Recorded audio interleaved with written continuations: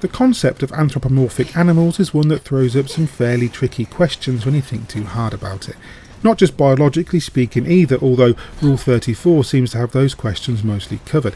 It creates a very weird food chain when, say, a bunny rabbit can beat the shit out of a Doberman with a giant mechanical fist, which is the primary conceit of dieselpunk Metroidvania F.I.S.T, forged in Shadow Torch, although I'm still not sure why it needed to be an acronym and they couldn't just call it FIST, unless of course they were really worried about Rule 34.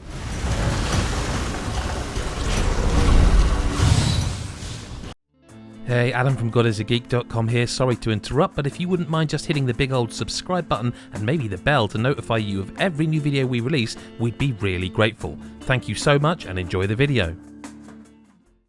Our protagonist is Rayton, a gruff-talking rabbit hero of a war the good guys lost. The Iron Dogs of the Machine Legion now rule the city, using violence and fear to keep the Furtisans in check. Now a downtrodden loner who'd rather not get involved in what remains of the resistance, Rayton is drawn back into the conflict when his friend is kidnapped. All that remains of the mech he piloted in the war is one huge arm, which he straps to his back before heading off to the rescue. As a Metroidvania, F.I.S.T excels in creating a huge, seamless world.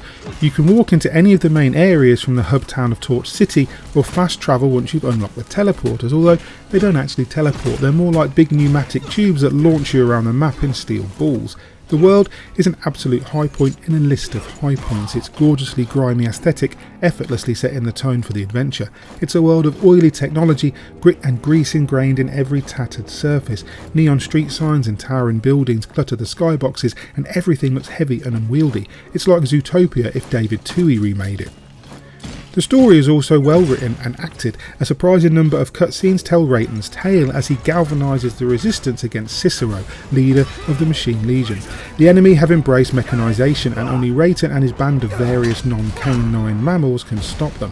This cast is colourful enough, though they fill certain archetypes without much imagination.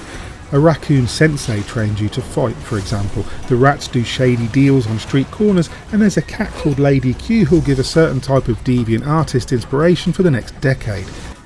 Combat is fairly standard at first, mixing light and heavy attacks with a grab and throw technique to help tackle larger groups.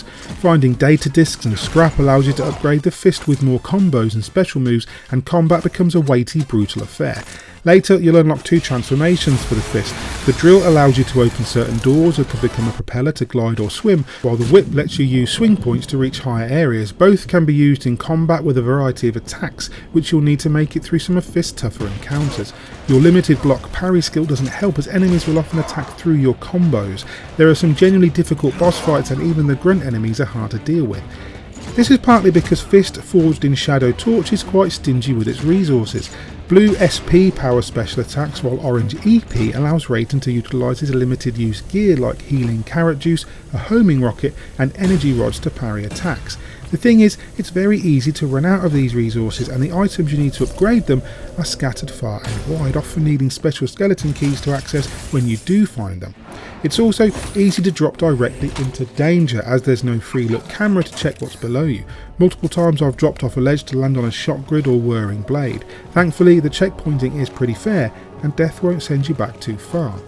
Some of the boss fights are seriously taxing though. As you progress they get tougher and tougher, taking on characteristics reminiscent of bullet hell games. With ads firing rockets and lasers, environmental hazards and the bosses themselves, you'll have your work cut out trying to survive. Rewards are everywhere though, from comic books that reference other properties and grant new skins for your gear, to music tracks and plant seeds that you can trade with the Furtisans of Torch City for more gear. There's plenty of stuff to make the backtracking worth it. For a game making such little noise, F.I.S.T, forged in Shadow Torch, is an absolute blast. The world is stunning at times, the backstory deep enough to make the plot compelling, and the characters are fun and likeable, if not overly original. Its exciting, brutal combat and rewarding exploration set it apart from many of its genre mates though, and make it utterly worth your time, and for that reason I'm going to score F.I.S.T forged in Shadow Torch an 8.5 out of 10. I knew it was you, Rabbit! Hi, Mick here, hope you enjoyed that review of F.I.S.T. Forged in Shadow Torch? If you did, please hit like and subscribe, maybe tag that bell icon too, so you're kept up to date with everything we post going forward. And if you want to support us via our Patreon, you can go ahead and do that. We appreciate everything you guys do for us, and there's even a Discord setup that you can jump in and have a chat with us if you want to. In the meantime, I've been McFraser for God is a Geek, and you guys have been lovely. Bye.